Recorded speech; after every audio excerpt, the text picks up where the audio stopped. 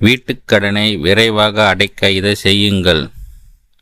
வீட்டுக்கடனை வாங்கி அதனை திருப்ப செலுத்த முடியாமல் பலரும் மன அழுத்தத்திற்கு ஆளாகின்றனர். இந்த நிலையில் வீடு கடனை விரைவிலே செலுத்த உதவும் சில குறிப்புகளை இங்கு பார்ப்போம்.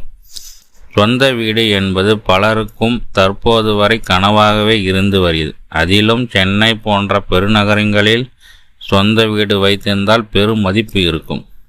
சொந்த வீடு கனவு நனவாக்க வங்கி கடன் தான் நம்மில் பலருக்கும் உதவியாக இருக்கிறது.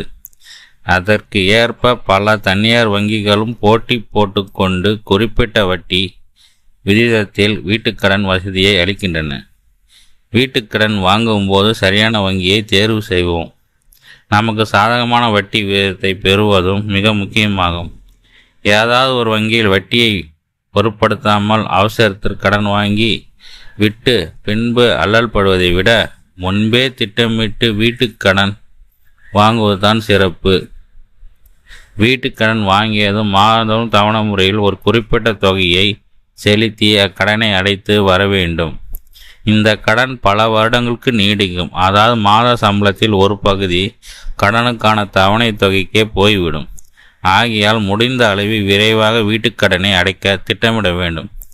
கடன் வாங்கும் போதும் திருப்பி செலுத்தும் தவணை தொகையான மொத்த ஆண்டுகளை அதிகரித்தால் மாதம் மாதம் செலுத்த வேண்டிய தவணை தொகை குறிப்பாக இருக்கும் மிக குறைவாகவே இருக்கும் என்ற நிலை உண்டு.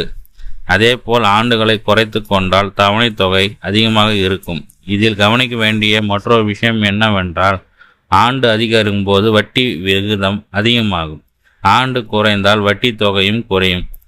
ஆகையால் தவணை தொகையான ஆண்டுகளை குறைத்து கொள்வது கடன் விரைவிலே முடிவதற்கான சூழ்நிலை ஏற்படுத்தி கொடுக்கும். ஆனால் இதனை உங்களிடம் பொருளாதார தேவைக்கு ஏற்ப பொறுத்துத்தான் தேர்வு செய்ய வேண்டும். உங்களுக்கு கடன் வாங்கும் எண்ணம் உள்ளதா? அப்போது நலம் கடன் வாங்கலாமா? இன்றைய சூழலில் பலருக்கு மாத தவணையை சுமையாக குறைத்து கொள்ள கடனுக்காக ஆண்டுகளை அதிகரித்து கொள்கின்றன. இருப்பினும் மாத தவணைக்கு முன்னரே திட்டமிட்டு கொண்டு குறுகிய கால வாய்ப்பை பயன்படுத்தி கொண்டால் கடனை விரைவாக அடைக்கலாம். மாத சம்பளம் உயரும் பட்சத்தில் வங்கியில் அணுகி மாத தவணையை அதிகரித்து கொள்ளும்படி செய்யலாம். இதன் மூலம் கடனை விரைவாக அடைக்க முடியும். வருடாந்தோறும் கிடைக்கும் போனஸ் தொகையும் அசலையும் திருப்பி செலுத்து சேமித்து வைத்து கொண்டால் கடனை அடைக்க உதவியாக இருக்கும். பொதுவாக வீட்டுக் கடனை அடைப்பது என்பது நீண்டகால பொறுப்பாகும். ஆகையால் கடனுக்கு காப்பீடு பெறுவது அவசியமாகும்.